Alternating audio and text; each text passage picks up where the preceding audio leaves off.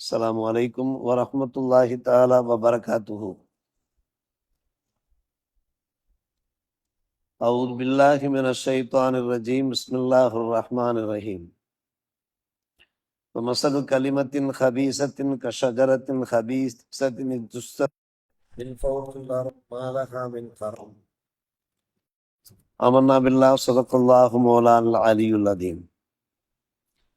கெட்ட மரத்துக்கான உதாரணமாகிறது, கெட்ட வார்த்தைக்கான உதாரணமாகிறது கெட்ட மரத்தை போன்றிருக்கிறது. அது பூமியினுடைய மேல் பகுதியிலிருந்து பிடுங்கி எரியப்படுகிறது.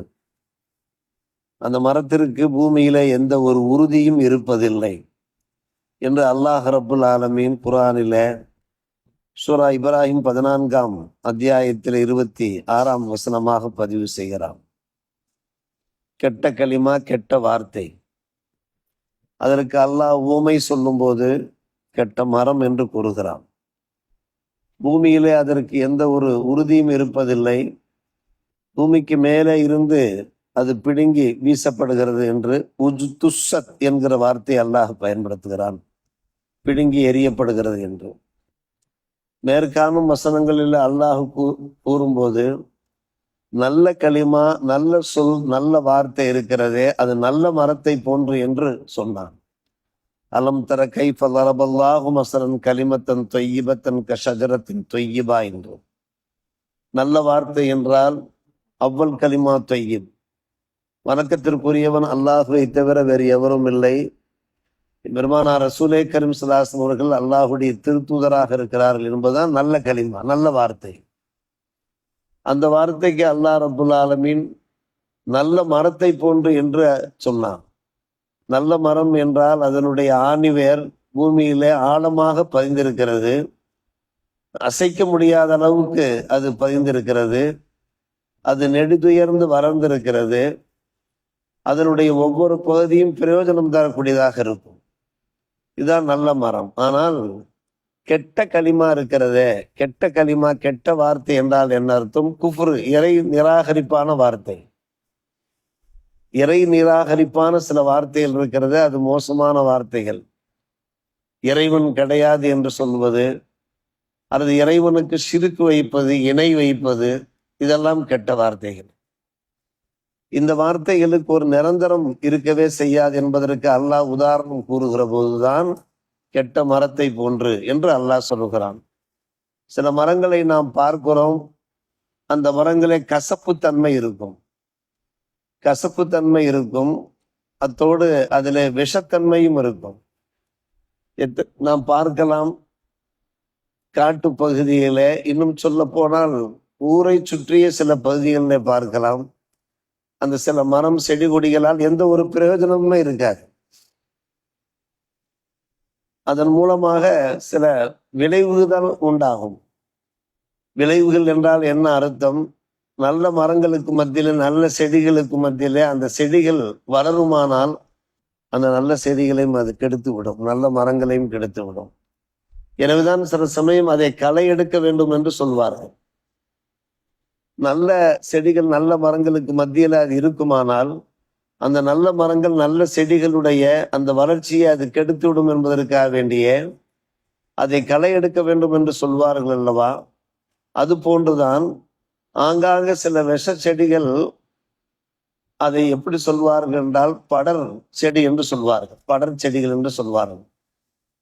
அவற்றை ஈஸியாக நாம் பிடுங்கி எறிந்து விடலாம், கையினாலேயே வேகமாக எடுத்து தூக்கி வீசி விடலாம். அந்த அளவுக்கு தான் அதனுடைய ஆணி வேர்கள் இருக்கும். வேர்கள் ஆழமாக பதிந்திருக்காது அதுல. அது அல்லாஹ் சொல்லுகிறான், மாலஹா மின் கரார், அதற்கு எந்த ஒரு உறுதியுமே கிடையாது என்று அல்லாஹ் சொல்லுகிறான். ஆனால் நல்ல மரம் இருக்கிறதே, அதனுடைய ஆணி வேர் இருக்கிறதே பூமியிலே ஆழமாக பதிந்திருக்கும். அதை சீக்கிரமாக நாம் அகற்றவே முடியாது, நன்கு ஸ்ட்ராங்காக இருக்கும். அதான் நல்ல மரம். ஒரு மூமினுடைய அந்த களிமா இருக்கிறதே, அது அவனுடைய இதயத்தில் ஆழமாக பதிந்திருக்கிறது. வெகு சீக்கிரமாக அந்த கொள்கை கோட்பாட்டை எடுக்கவே முடியாது. பரிசுத்தமான கொள்கைகள் யாரிடத்தில் இருக்கிறதோ அந்த கொள்கைகளை விட்டும் அவர்களை அகற்றவே முடியாது. எந்த நேரமும் உயிர் மூச்சாக இருப்பார்கள். அதே போன்று அது அமல்களாக படர்ந்து கொண்டே இருக்கும் என்றெல்லாம் நாம் கடந்த வாரம் பேசி கொண்டிருந்தோம். ஆனால் அந்த மோசமான மரத்தின் நிலைமை இப்படி இருக்கிறது.